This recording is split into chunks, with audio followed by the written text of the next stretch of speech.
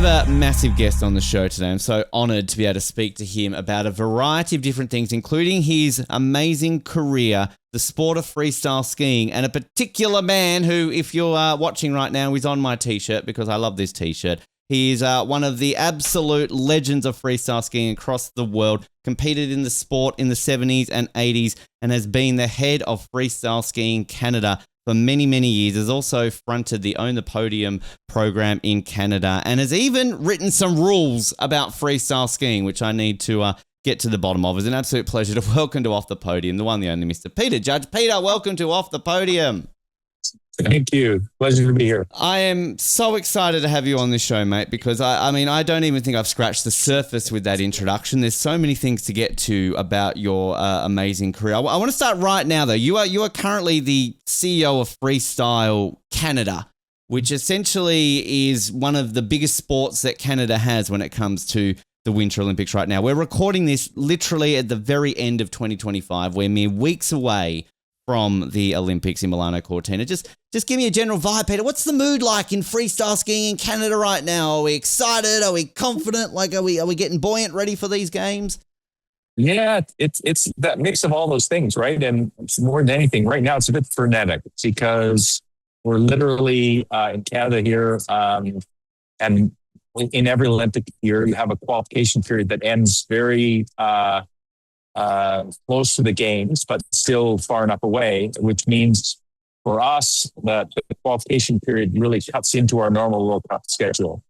So, and we like to, as any country does, want to take advantage of those World Cup hosting opportunities so that we have a bit of a, home court advantage for our athletes. So they've got some confidence and, some ability to lever, the venues that they know going into an event and capitalize on results. But also we have the opportunity to have some additional athletes compete when you host an event. So in a qualification year like this, everything finishes very early, as I said. So we're done the 18th of January. Wow. So we're now at, today is the 30th. And we will host 10 World Cups in 10 days. Wow. In 3 venues, starting day after tomorrow. So it's, as I said, frenetic is more the word than anything. I've got you at the right time, it seems, because I can imagine those frequent flyer miles are tracking there. I mean, do you even get a chance to celebrate New Year, Peter? Do you just sort of go to bed at like 10 o'clock and wake up next, it's bloody New Year, wicked. Well, that's new. Yeah, well, there won't be because literally we have the qualification that day before. And then oddly enough, one of our iconic half-pipe athletes who's been a real innovator in the sport, and Noah Bowman, he's retired. He's having his retirement party on the 1st of January. Wow. So there may be a bit of a delayed gratification period there for 24 hours later. The party to the first. Yeah, exactly. Got to go that way. Amazing to think that. Do you get? I mean, as the boss of the organization, are you nervous? Like, not necessarily just in terms of how Canada's going to go, but you've obviously got an absolutely largely massive pool of talented athletes who are all deserving of a spot in the Olympics, but do you sort of get nervous at this point for some of these people and sort of crossing all those fingers and toes that everything's going to work out for them and, injury free and the form's going to continue sort of in this very nerve-wracking period in the next few weeks?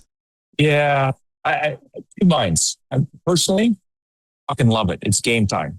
Like this is, this is the 11th games for me, winter games. And this is the shit you live for, right? This is, where you get your adrenaline, why you do the whole thing. On the other side, yeah, you do, you do suffer the trials and tribulations of what you are the victim of. And as you said, you got to keep people healthy. You got to make sure that they're prepared.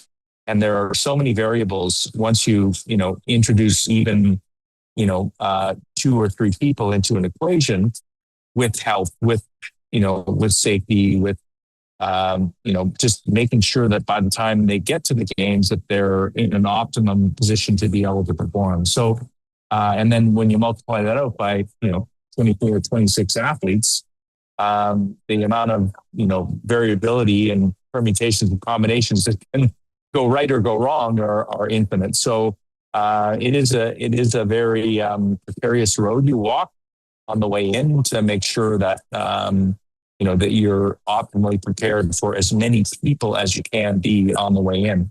I do love that passion that you're saying, your 11th Winter Games. That's incredible, Peter, to hear that. And you fit very well into this show then, that this is literally the best time to be an Olympic fan right now, isn't it? The weeks leading into an Olympic Games. You wait 4 years for this moment, and right now you can smell the flame. You're getting that close, right? So, I mean, it's just that adrenaline of being an Olympic fan as well. Yeah. I think that's one of the unique things about amateur sport is, being able to buy into that quadrennial. And yeah, you have your denouements in between where you have your world championships, and those are all really critical and important. But there is nothing like an Olympic Games, and in our world, when it only happens every 4 years, it does certainly make that nectar either sweeter or very sour. I'm going to ask this question now we're on the topic of it. What's been your favorite, be that from a experience of that city and country or just sort of an overall performance? I mean, kind of what do you feel of the 10 that you've been to so far have been your most memorable? Yeah, that's such a tough question because there's always something unique that every game brings. And, twice I've had the privilege of being at a home games in Calgary and Vancouver.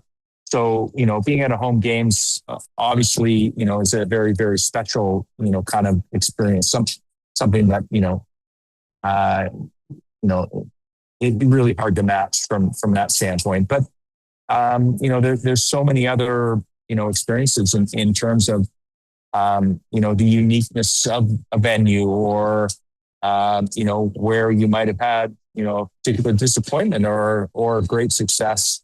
All of those things can, really make something, memorable, or maybe, you wish it wasn't as memorable as it is. But yeah, so I mean, every game is unique. I think there's always something to take away from every games and something that makes it really special, You competed back in the day, Peter. We're going to sort of talk just briefly about that. Obviously, freestyle skiing was in a different place when you competed sort of in the 70s and 80s. But I mean, you were pretty handy. You were the world number one in 1983 based on overall standings in the World Cup. But this was an era of freestyle skiing where you kind of had to do everything, didn't you? So you were having to do aerials and moguls and the beautiful ski ballet, which seems to have been forgotten about nowadays. But I mean, sort of take us through what brought you into freestyle skiing and what was it like when you started? Because I can imagine it would have been an incredibly different sport to what we're used to now. Yeah, yes and no. I think that's the funny thing. The more things change, the more they stay the same. And I think the same kind of counterculture desire, the same desire to be different, to do unique, but to be with people that are like-minded, that fueled that 70s, 80s, birth of freestyle and its move, kind of from the hot dog era into legitimate sport, is really alive and well today in all of the disciplines, but really particularly in the slopestyle and halfpipe disciplines. So it's funny, I say a lot, freestyle is a bit Peter Panish. It kind of never grows up because we keep going through these phases where we get, and again, I look at things in sport where you're cult or classic. And as a cult sport, you kind of, you're kind of the thing, you're connected Madison Avenue. You're the kind of, grasp everybody's imagination. Whatever that is, you're kind of the front side of the wave. But after a while, you need to transition from being that cult to being classic. And that means a significant transition. And if you don't make that transition, it's quite possible the sport could fall by the wayside, significantly change, or even die. So there has to be that conscious effort put in to make that shift from cult to classic, which means there needs to be a sport development system. There needs to be all of the things that create a sustainability within a sport system. And I think that's one of the things that freestyle did really well in that early time period is, it could have been a Madison Avenue, 70s darling and lived and died by the sword and been gone. But there was a few people, I think, who were very, had significant foresight and vision to transition the sport from being that kind of cult side of the equation and moving it into the classic side and getting it onto the Olympic, agenda for one, and then, and then building it out over time to be, what it is today. And, this is the 50th year of our national championships this year. Wow. Which everybody thinks freestyle's new, but it's not. We've had World Cups since 1978. Wow. We're almost at 50 years of World Cup. Yeah. So it's amazing to think, of it in that terms, but it also, it's great to think of it, having made this transition from being kind of cult to classic. I didn't even know that. I didn't even know there'd been sort of that World Cup and championships on that level. I mean, when it becomes an Olympic discipline, obviously back in the day when we had demonstration sports at the Olympics, obviously in 1988 when it was demonstration, but when it becomes officially a medal sport in 1992, like how much does that then, I guess, expand the sport where people are looking at it differently? So you talk sort of about almost like that, counterculture style, but there's all of a sudden then the eyes on it that people are seeing it differently. I don't want to say legitimize the sport because I feel that's talking down on it, but it's sort of more of a case of that people. No, it's very accurate. Yeah. Well, I would just take it that way then. and no, it's true. There are many entities on the podium, as we talked about, included, where, if you're not in the Olympic family, you're not eligible to be in that circle. And it's not a prejudicial thing. It's really, there, like many things, there are, you can't be a doctor unless you got a degree, so there are prerequisites that create a certain, kind of threshold. And once you get past that threshold, then you're in the club. But if you're not, then you're not. And, it's a hard and cruel reality sometimes, but it is life and it is the way it is. So. Do you look back on it and wish, obviously, I mean, this might be the most stupidest or the best question I've ever asked Peter, but do you wish they had have added it about 10 years earlier so that we could be talking to you a little bit differently right now? Maybe you would have turned some of that success into some Olympic success for you? No, to be very honest, I think, I don't think the sport was ready. I think, and as some of the sports now that have grown from the top down, so gone from kind of professional and then downwards, and then had to build out that infrastructure. I think if we, and I think snowboard's been a bit of a victim of this, because freestyle had to work really hard to get in the games because there was a lot of opposition to anything new getting in the games. If you look at curling, short track, and freestyle skiing were the three nominees that were put forward by the Calgary Olympic Committee that were demonstration sports, as you said. And Calgary actually was the end of demonstration sports as they were, because there was an IOC official who got so incensed that the demonstration sports were treated so well in Canada and at a games that it was his mission to make sure that they were eliminated from the demonstration sports were eliminated from the mandate after that, which they were. Yeah. They stayed on the program in 92 because that had already been set up. And freestyle was very, very strong in France at the time. So there's no way the French were going to let go of having freestyle there. But after 92, you can see there are no demonstration sports anymore. It's fascinating, isn't it? It's a different era. People, I think, don't even... It's been so long now since I've had demonstration sports. People often forget that was even a thing. Well, but you also look, and it was literally the transition of the modernization of the games. 88 brought that whole shift, that whole culture shift of the modernization of the games. And if you look at, now short track and freestyle skiing, and all that freestyle has, and then, all of the curling and everything, what that's added to the games, it's brought, a tremendous, I think,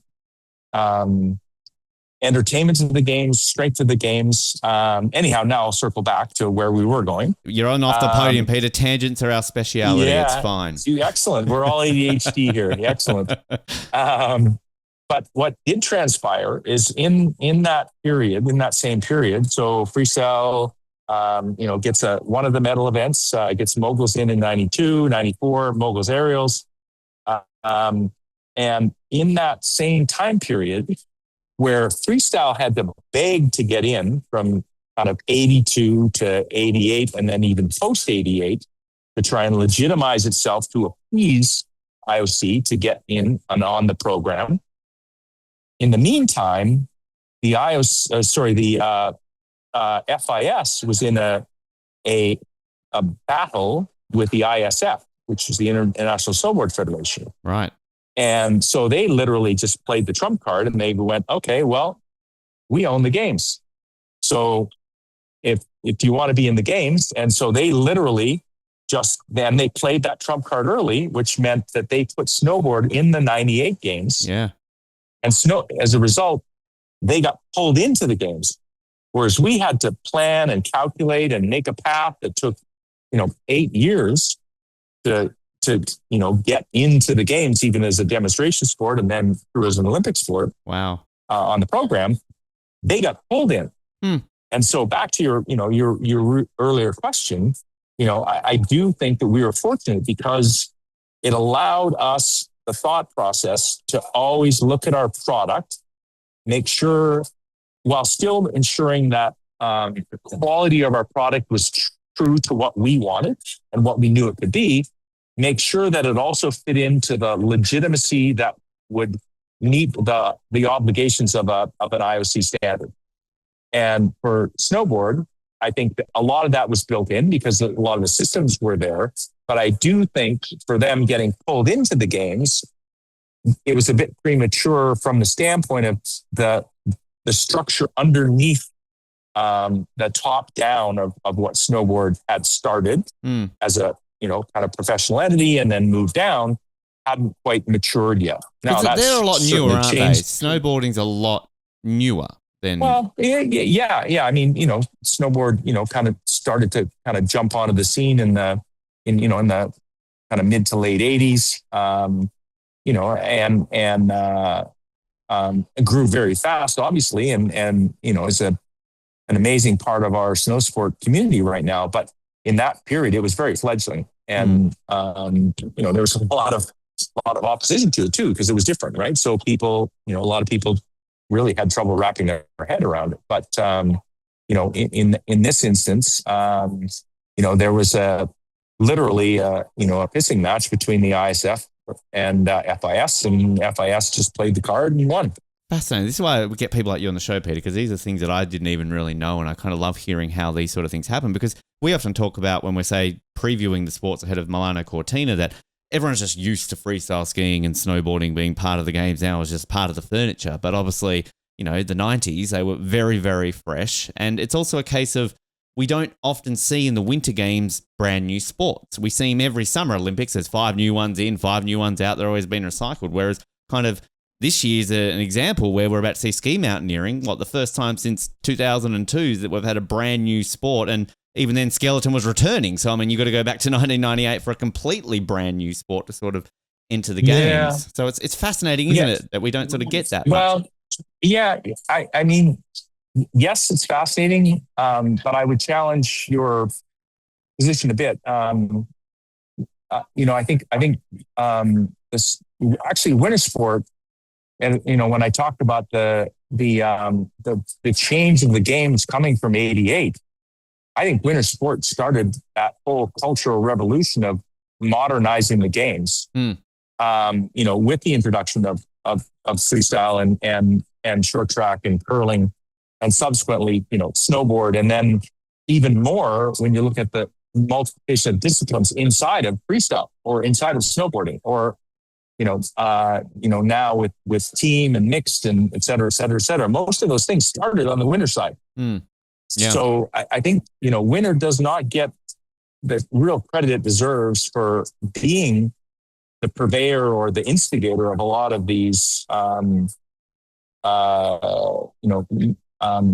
innovations that have occurred inside of the sport world. You know, we look at the X Games and, all of the innovation that's gone on there. I mean, it really has, I think, affected the sport landscape in a far greater capacity than it gets credit for. So I never thought of it that way, and that again just proves to me why the Winter Olympics better than the Summer Olympics. Because I've always been more of a fan of the Winter Games. If you're a sports you don't fan, have to agree with that. Great, you don't have to agree with that. I just, it's sort of that weird thing I think that I always explain it that. As an Australian, so many of these winter sports are foreign to us growing up that it's sort of, it's not in our mainstream. You know, you're not turning television on a Saturday night and watching mogul skiing. It's, it's sort of every 4 years, basically, we see it. But it's also interesting then to think that through all of those disciplines and everything that we've seen introduced and how it's changed, that all of Australia's winter medals, with the exception of 3, have come in either snowboarding or freestyle skiing, which, if we didn't have these sports introduced, we would be sitting on, 4 medals. So 2 in short track, 1 in alpine and 1 in skeleton. So, we'd have a few less. I would, I think, I think your assessment's really accurate. I think though, you have to acknowledge that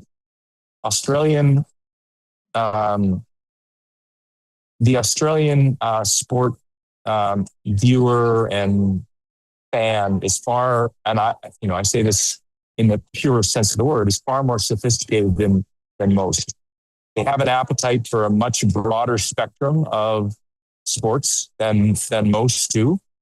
And I think, like anything, like traveling, the more places you travel, the more, you become sophisticated. And I think that being able to dabble in a multitude of different sports makes the Australian fan, far more sophisticated. And so, when you say, that snow sports is a once in a 4-year thing, I agree with you. But I would also say that one of your biggest rivals, let's just say in the pool, in swimming, for the US largely, because it's not one of the big 4. It's not NBA, NHL, NFL, MLB. That swimming is largely a 1 in a 4-year eclipse. Yeah. For the USA. Yep. So, and again, I don't say that to diminish anybody's perspective, but only really, again, to circle back and say that I think the Australian sports fan is quite unique in terms of their sophistication and their palate and being able to being understanding of many of the, of the sports, although maybe a little bit prejudiced to AFL. But yeah, did you get involved much in AFL when you were here over your years, Pete? Did you get behind a team or anything along those lines at all? Oh yeah, I'm a Collingwood fan. Oh yeah. Gosh, well this has Much been to fun. The chagrin of my kids. We'll hang this call up right now. I got one son that's an Essendon fan. He went to school with Verdi's kids. Oh, wow. Okay, I got another one sense. that's Richmond, I guess. No, I can't remember. Anyhow, so you don't even like. I'm a lifelong Carlton tragic because that just comes from the family. I'm a Tasmanian, so we don't have a team yet. So you sort of get what your family go for, and sort of I was told that as a kid, if I went for anybody outside of Carlton, I'd be like kicked out of the house. So at least your kids got some choice there, Peter. They don't just get lumped with Collingwood, basically. Well, I come by it on. I was, I'll fully admit I was a bit more kind of, my induction was more about Eddie Maguire and liking Eddie and, and then, kind of being a fan of that side. But yeah. I'm a Carlton fan who's actually a big fan of Eddie Maguire, to be completely honest with you. I've always admired Eddie, so that makes sense. I'll give you that. So I've got to ask quickly, how does the Eddie Maguire, we're going on many tangents here, but you brought it up. I need to find out, how do you get an Eddie Maguire connection here, Peter? I'm intrigued. Oh, well, have a place in Melbourne, and he was, in the same neighborhood. And then, oddly enough, when Alex Bilodeau won in Vancouver in 2010, one of the first interviews we did was with him, and wanted to they were quite interested, obviously, because they are, rabid rabid sport fans. And so, so went and made sure Alex got to him. And, it was a bit of a bittersweet thing, I think, for them, because they were looking for Dale to repeat. Mm-hmm.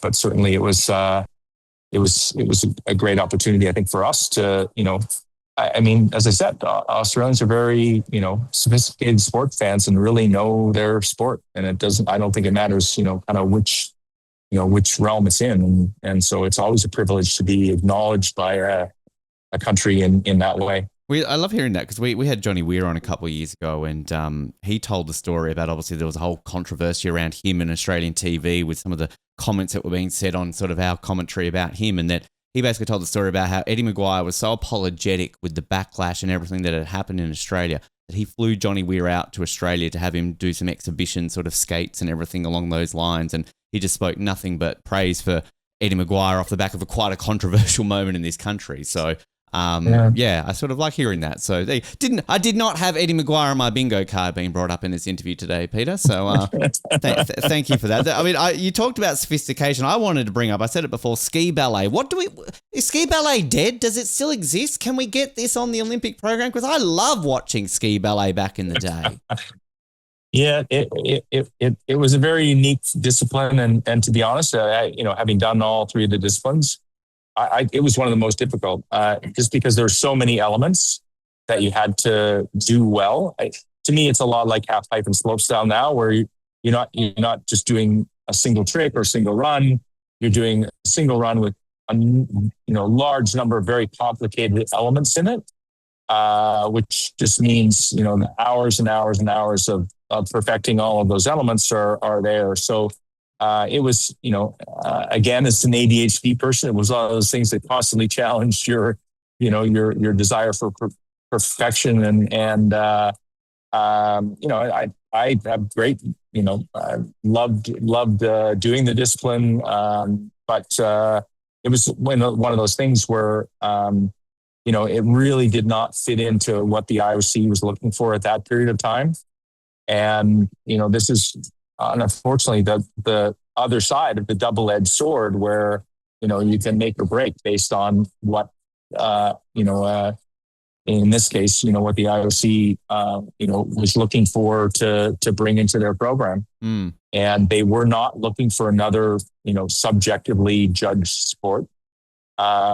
Certainly for, moguls and aerials, far less subjective in terms of being able to quantify the scores. Certainly in moguls, there was a time element. There was actually an interesting conversation between after the Calgary demonstration event, where I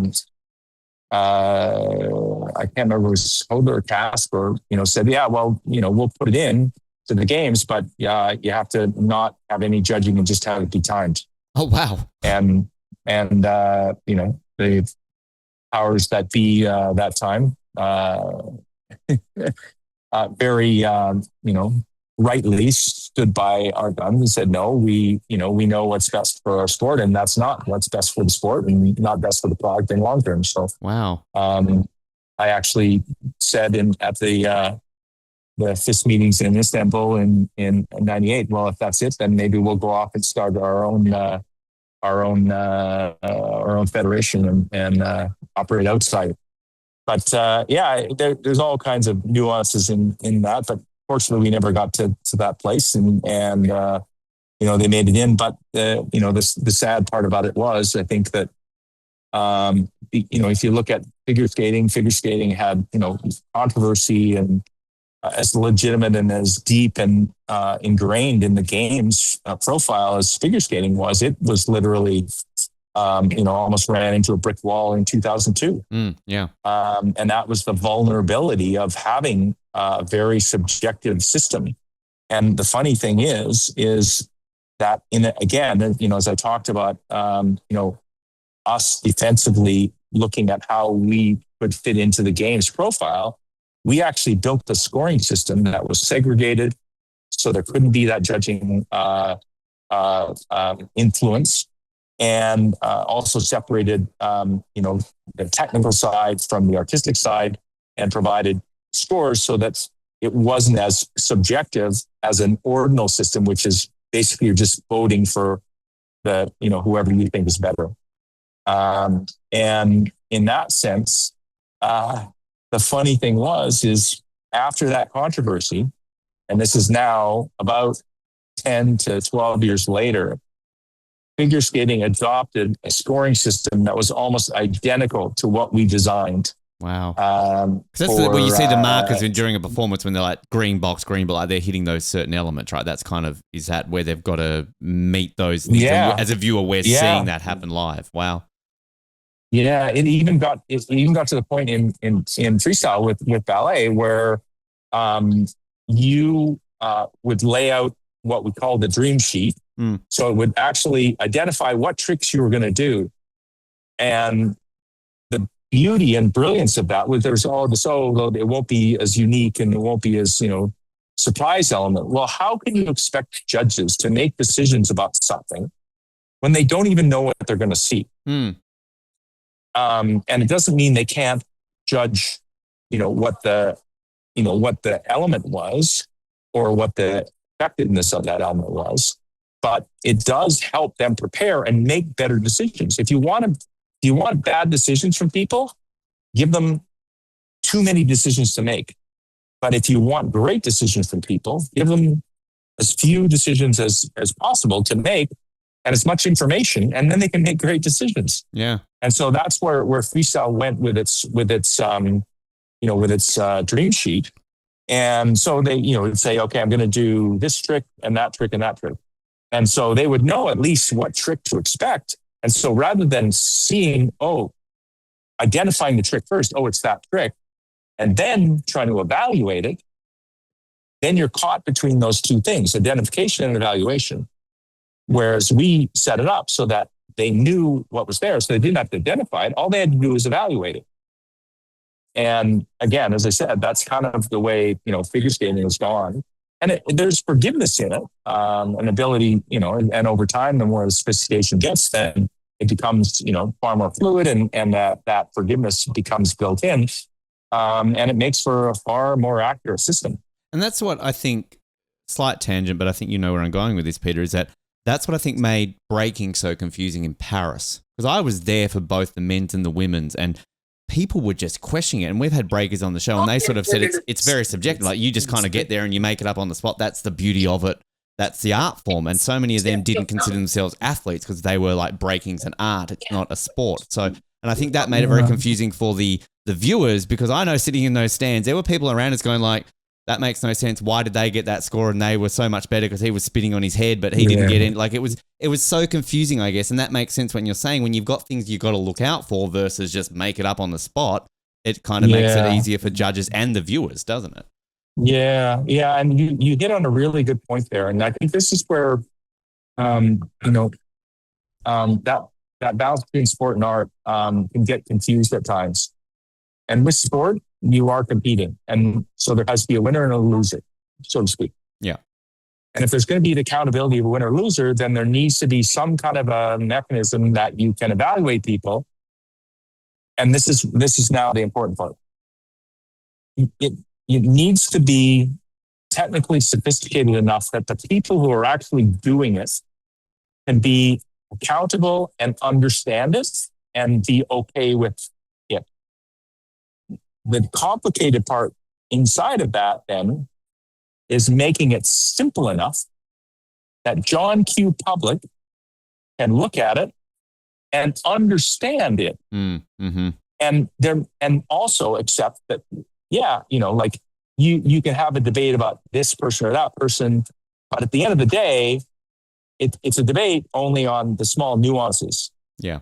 Like a little bit this or a little bit that. I can see how he won, but my guy should have been first.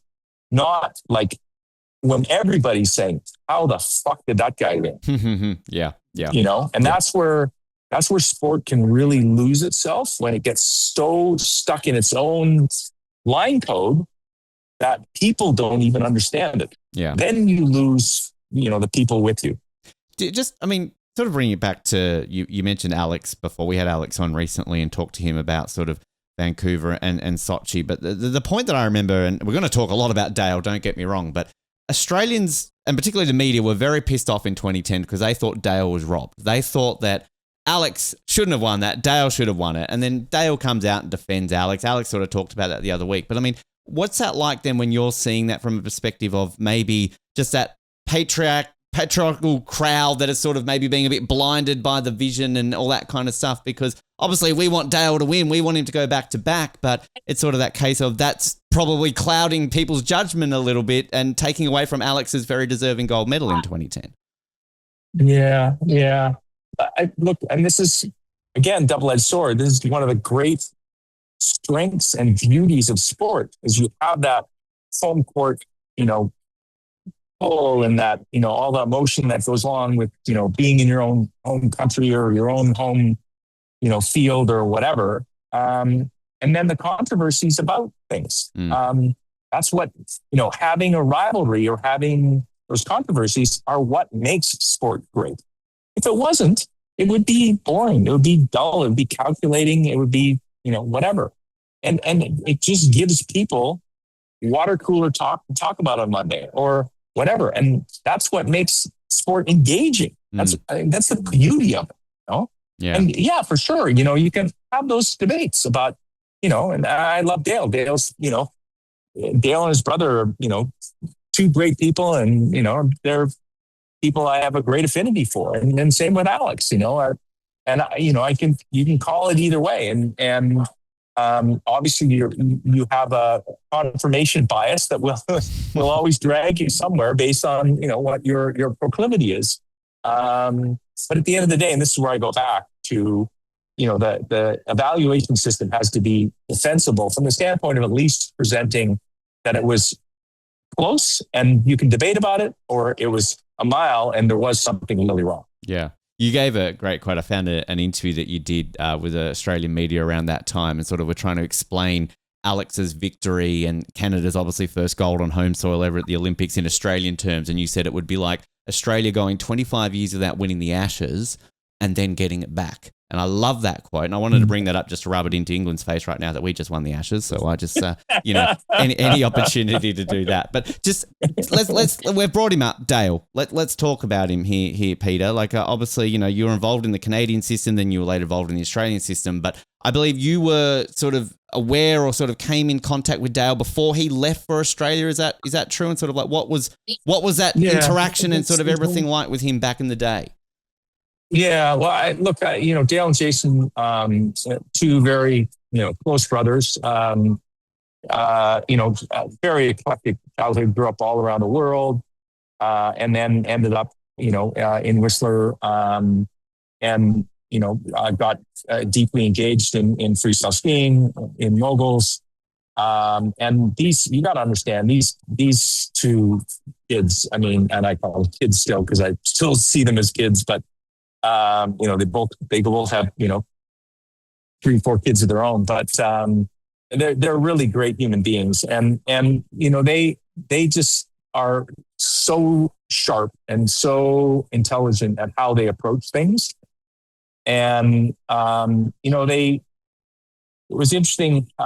This is a period where, I've been head coach of the program for 14 years, from 84 until 98. And I was out of the program after the 98 games. The person who had worked with me, Steve Desovich, who was a brilliant mogul coach, who I brought in 80, 89. And he was the head coach of the Canadian program at the time. And they really wanted to work with him because they knew he was a guy that could really move them along the landscape. And they'd also, kind of run into some headwinds in the program when I wasn't there. That really was a my way or the highway kind of program.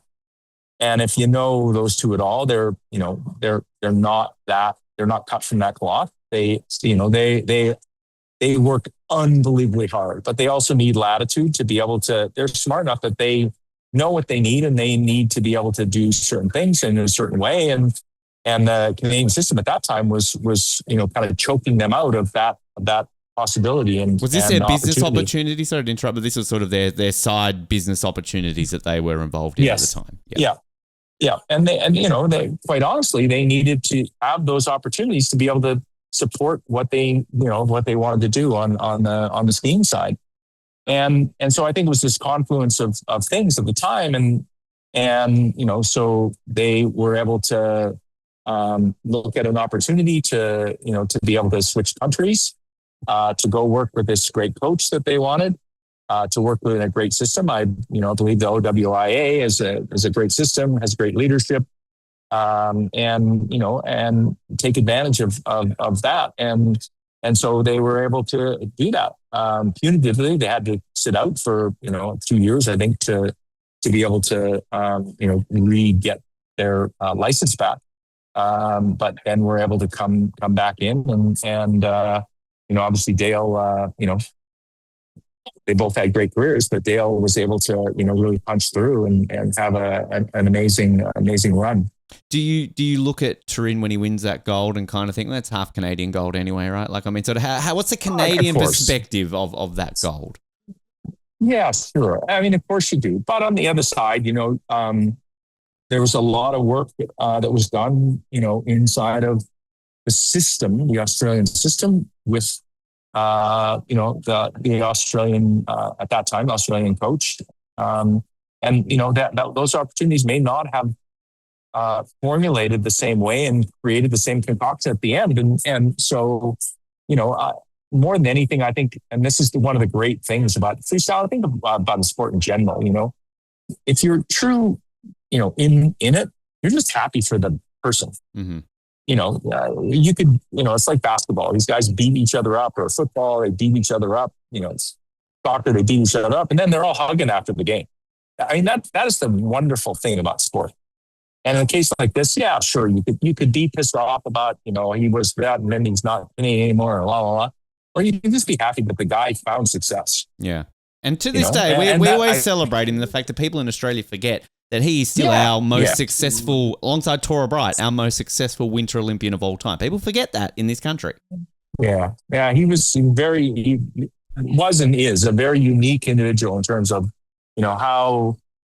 how much he dominated the sport for a while, and how he got a great rivalry with like Jeremy Bloom and Alex. And, he's back in that, that era in the 90s where you had Sergei Shupletsov and Jean-Luc Broussard and Edgar Grosperol.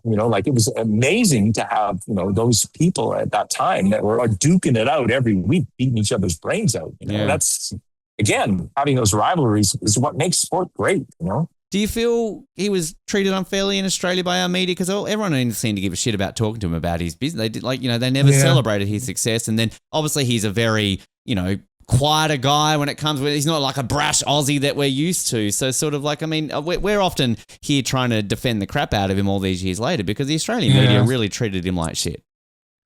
Yeah, look, I think there's a couple of things at play there. Right? And, again, I can say this honestly from having a son who went the system and knowing your system quite well and, coaching your system, there is a tall poppy syndrome that is evident there. And so, you get to a certain level and people like to knock you down. I think that's human nature a little bit in general. I think the other thing too is that, Dale wasn't your prototypical Australian athlete where, again, the formula is, right? You get good at athletics. You then lever your athletics to, find something that generates a revenue stream for you after. So you're a bit kind of beholden to that. You have to pay homage to, that process. And so there's a certain way people act and how, they work in that system. And largely that is that you're out there and you're, everybody's friend and you have to do all this stuff to be able to make that equation work. Yeah. And Dale, and I think very unfairly, was characterized as, being aloof and this and that and the other thing. But the thing is, and this is where Dale, I think, got with the whole thing where he didn't need he deeply desired the athletic success. He, obviously he worked hard for it. He, obviously cared deeply about, about winning and trying to be successful. But what he didn't care about, and this is the counterculture, I think, where a lot of people have a problem, is he didn't need that part of it to parlay that into the next thing. He already had that. And so, or he had, very clear ideas of how he wanted to accomplish that and what he was going to do that. So, I think at one point he had been approached or, had looked at something with a major agency. And, when he boiled it all down, he goes, well, I can spend that much time doing that and I can make 10 times the money doing what I'm doing. So why would I go to this dinner and do that? And it wasn't that he was being aloof. He was just being very pragmatic about, okay, if I'm out of the sport or I'm in the sport and I'm at the end and, I want to do the sport for the sport's sake. I don't want to do the sport to make money because I can do that over here. Yeah. And we just don't seem to understand that in Australia, do we? It's just something we don't seem to understand. And I think it's just because it's so out of the prototypical norm. Yeah. And, that thought process of like, I'm doing this for the purity of it. Yeah. That's the part that should be celebrated. He wasn't doing it to make the money to, he was doing it because he actually deeply loved the sport and loved the success. And that's why we're here on the nearly the 20th anniversary, Peter, to celebrate this man. We recently, we spoke with Matt Graham recently and got some great stories about it. And Matt, I love Matt's he's description. A great athlete. Yeah, he's a great guy. Fingers crossed for him, obviously, that things are going to come forward as well for Milano Cortina. But I loved Matt's description of Dale, that he said Dale kind of liked being the villain. He kind of liked being that person that people sort of looked in that way, and he just kind of sometimes would play up to it a little bit, which just adds to me the lore of Dale Begg-Smith. That's just, because we were sitting here and I just like to, imagine he's on his private island and he's in the mist and he shows up when he needs to, basically. Yeah. Look, I don't think he invited it, but I don't think he was uncomfortable with it, as you say, Yeah. And he looked like he'd stand up for himself and he was okay. He did. Right. Do you still, you in touch with him? Is he on his island? Like, I mean, does he own half of the Caribbean like all the rumors are? Like, yeah, no, look, he's a father of, I think, 4 and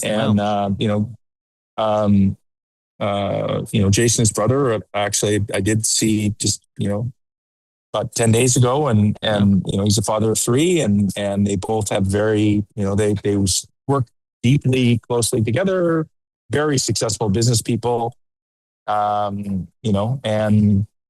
just they're genuine, great human beings, great family people, and just really, really great guys. Well, I'm putting that juju out there, Peter. I can't take this opportunity. Next time you bump into him, tell them there is this podcast. We are celebrating the 20th anniversary, doing a special episode on that. Because I feel we're the only Australian media who will do that. But literally, Dale can come on this show. He can just say 2 words and hang up, and we will retire happy podcasters at that point. So, as I said, I think I'm the only person on the planet who owns a Dale Begg-Smith t-shirt. So I'm glad with that one. Another athlete I wanted to touch on quickly, because your connections to Australia run very, very deep, Peter. You did coach in this country for a long time and obviously family here and all that kind of stuff. But you were Australia's coach back in 2002 when Alyssa Campbell won gold medal in Salt Lake, if I'm not mistaken. I mean, sort of talk to us about that period, Alyssa, and everything, because a lot of people seem to always talk about 2002 in Australia because of Stephen Bradbury, but of course we did also have Alyssa win that gold medal too in 2002. Yeah, interesting time, and so I actually was kind of brought in to the program, kind of by and with Alyssa, in that summer of '99, and obviously the Australian aerial women's program is very, very rich, very deep. Christian Marshall, Jackie Cooper, and they already, kind of started to build out a really good development system. And so, I'd worked a little bit with Alyssa that summer, and and as a result, kind of got pulled in as the new head coach, and yeah, it was an interesting time because you had Jackie Cooper, who was literally kind of leading the pack. Kirsty was had been there, but unfortunately was injured and was kind of had started to kind of kind of move her way out of the program. But you had heir apparent and Jackie, and the development system had started. And you had Lydia and that's her first Olympics.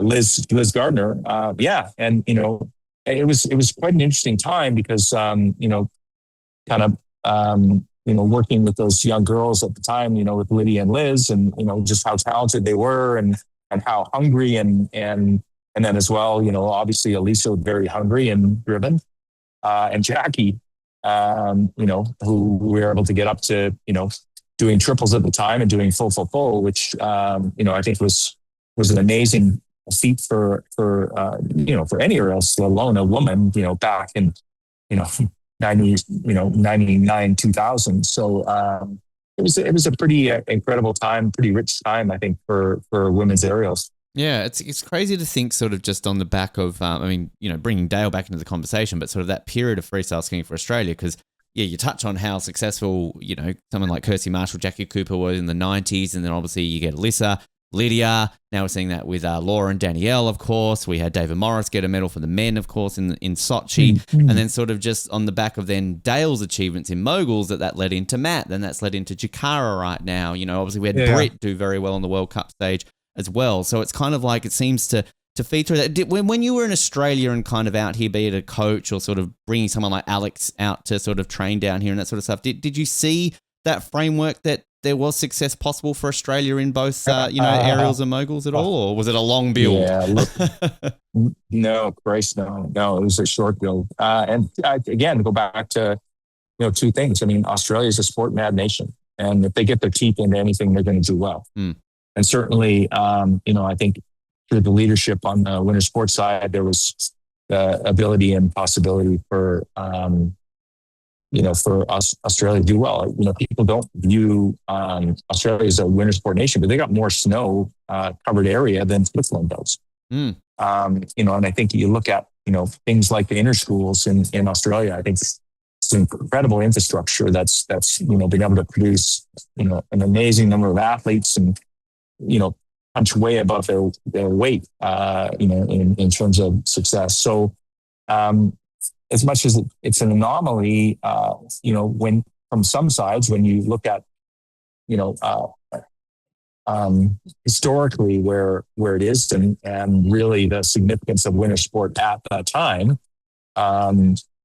it seems like an anomaly. But when you really look at it and start to weigh it down and look at, if you get pragmatic about an approach to sport, and it's not different. Once you're doing something in swimming, it's very similar to what how that you periodize and how you do things for rowing or for mogul skiing. It's all a sport science, sport practice methodology that gets kind of factored in, and obviously Australians are very, very good at all of those things. You've obviously seen a bit of development on this side of the world when you go from jumping into a swamp in Lilydale to a brand new Jeff Henke Centre in Brisbane. Right? I love hearing about this Lilydale swamp.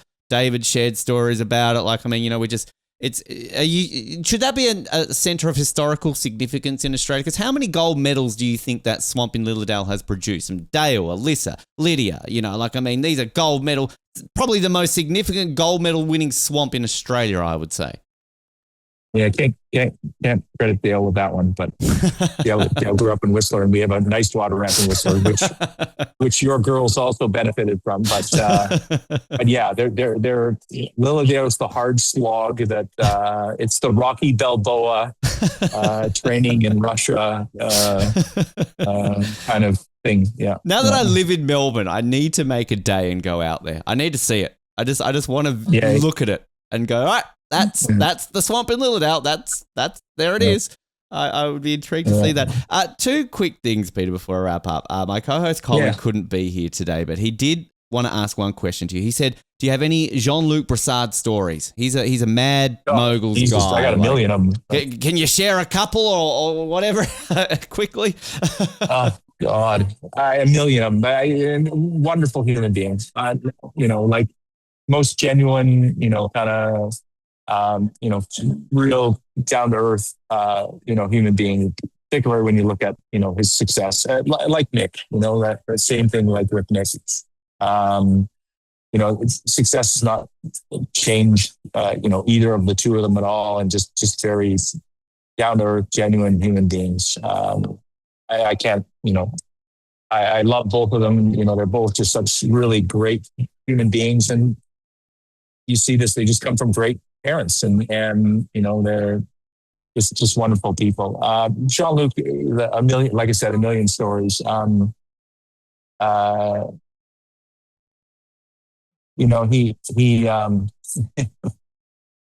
had and this kind of consolidates everything with Steve Desovich, myself and Jean-Luc at the 94 games.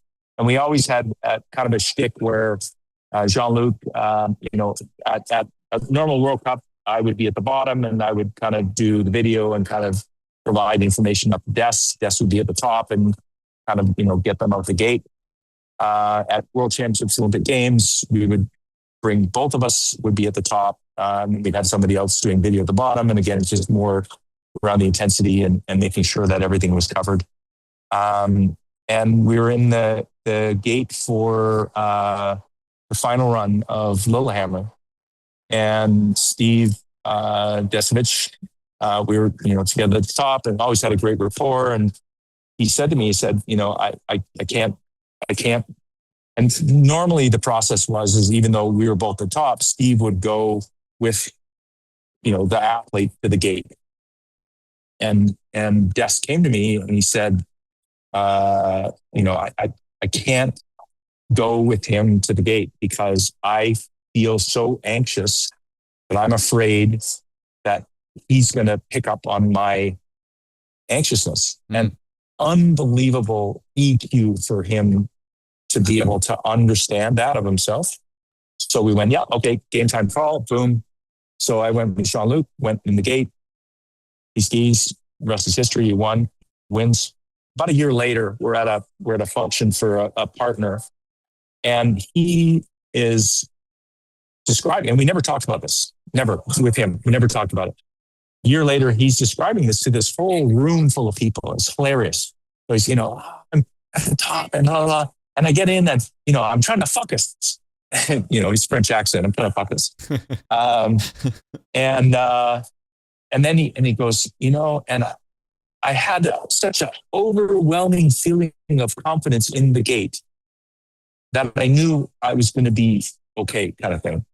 And it never really hit me until that point. That's that selfless thought of to recognize in himself and to, make that game time call. And for us to be able to transition him and have him seamlessly not even know that there was an issue for him.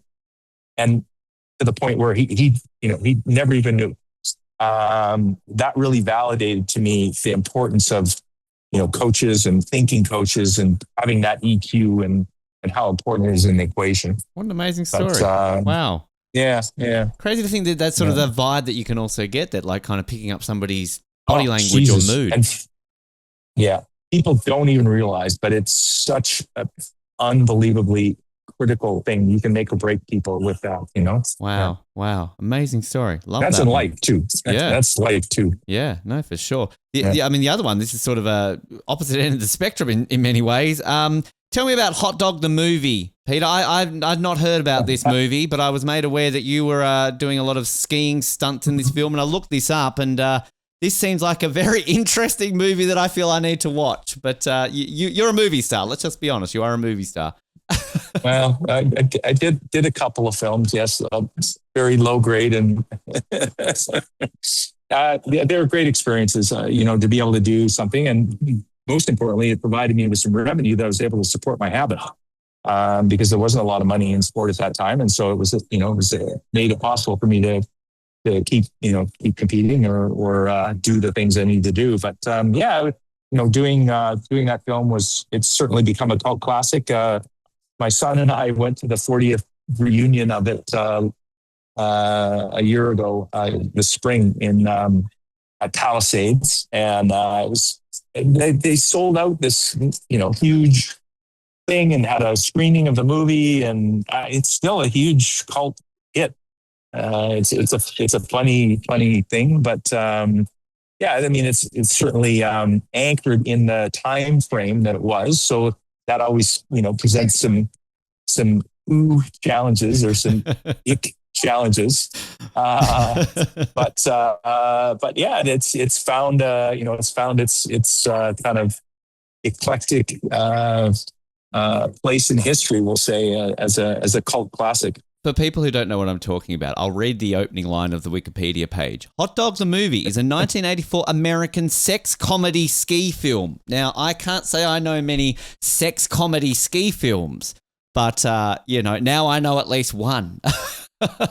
Yeah. The interesting thing is this is really at the time, again, you have to put it in context of time frames, right? So this is filmed in 83. Mm-hmm.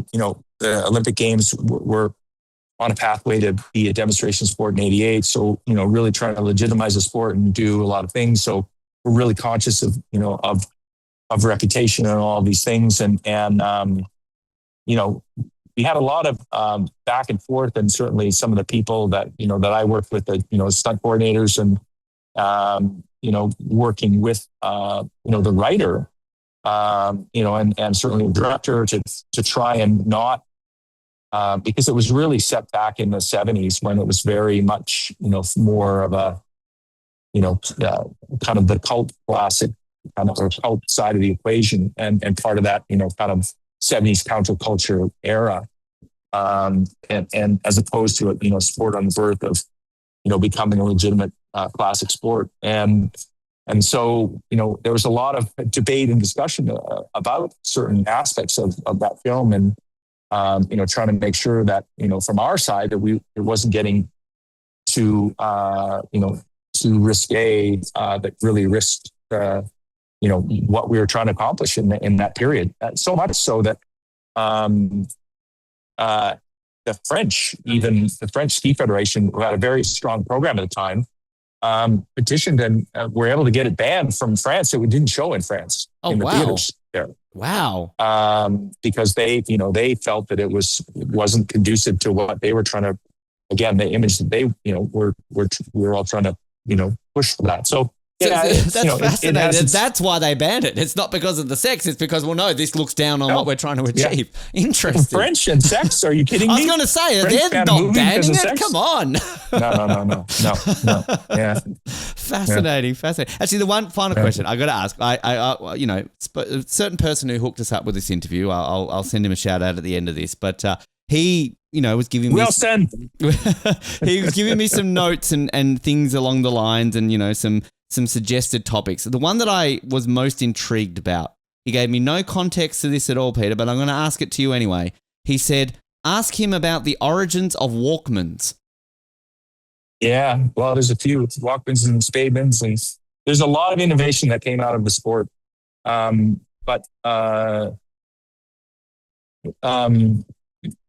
Walkmans, there was obviously a need and a desire to have music as part of skiing, and so this individual developed this thing called Astral Tunes, and it was basically a car cassette player with a big lead acid battery, but it had this really slick case on it, and these two straps that went around your back, and then it had these obviously state-of-the-art Sennheiser headphones, and you had unbelievable music, whether you were roller skating or skiing, but it came really kind of fit into the freestyle skiing culture, so it became a mainstay. So freestyle skiing invented the Walkman, essentially. Well, yeah. So what happened was they never patented this thing. And so, they kept producing it. And then Sony came out with the Walkman, and they tried to, kind of sue them, but they had no patents. So there was nothing to do. And Sony, the rest is history. And yes. Damn. Wow. And there's a few stories like that. There was Spademan Bindings, which was another one that had the same kind of thing transpire. This even a deeper story, but yeah, these are all innovations that kind of came out of the cult development of the sport. The things you learn on this show. Thanks, Brian. If you didn't send me that message, I wouldn't have a clue. And then I'd be blown away by the inventions right now. I mean, literally. And now you're going to owe Brian a beer. Yeah, well, I think I owe more than a beer. I think I'm about a six-pack or a slab at this rate. Jeez. I mean, what an incredible way to wrap that up. Peter, mate, this has been so insightful, so amazing to learn. I mean, I think you've got about 20 books in you, mate, that you should be writing right about now if you haven't already got one, because I'll tell you one thing, the stories that you've got are absolutely insane. I mean, if people want to follow, anything, we always like to end this with the plug. So whether you want to plug yourself, plug the federation, plug the athletes, the floor's to you right now, Peter. Get out and enjoy sport. As I think, we talked about, sport is a great connector. It's a wonderful way for, particularly on the snow sports side, for families to be together, to do something together. I think it's a great way to learn about yourself. It's a great way to learn about, the people around you. It's a lifelong friend. If you can get yourself in it and find your home, sports, whether you're a fan or a participant, it is, as most Australians are on both ends of the spectrum. It's a great way of life. Love that description, mate. Absolute honor. And I really appreciate you giving up your time. Obviously a very busy part of the year and the lead up to the Olympics right now, but best of luck for yourself, and best of luck for Canada in the upcoming Olympics. Thank you, Ben. Deeply appreciate it. And we'll fingers crossed for everybody, but we'll still celebrate everybody who gets there.